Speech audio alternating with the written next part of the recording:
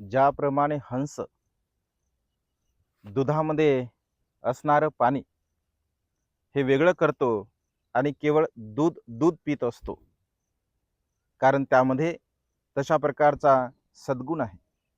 अगदी तशाच प्रकारे या संसारामध्ये असंख्य पापी लोक आहेत, परंतु या पापी लोकांमध्ये सुद्धा प्रज्ञावंत मनुष्य जर राहत असेल, वास्तव्य करत असेल, तर त्या पापी लोकांचे दुर्गुण तो कधीही आपल्या जीवनामध्ये निर्माण होऊ देत नाही. अगदी हंसाप्रमाणे आपलं जीवन जगण्याचा आपण प्रयत्न केला पाहिजे. हंसामध्ये तो सद्गुण आहे, तर तशा प्रकारचा तो गुण नैसर्गिकरित्या त्यामध्ये आहे, परंतु आपण सुद्धा आपल्यामध्ये तशाच प्रकारचा सद्गुण निर्माण करण्याचा प्रयत्न केला पाहिजे.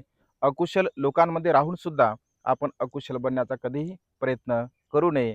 नमो बुद्धाय. जय भीम.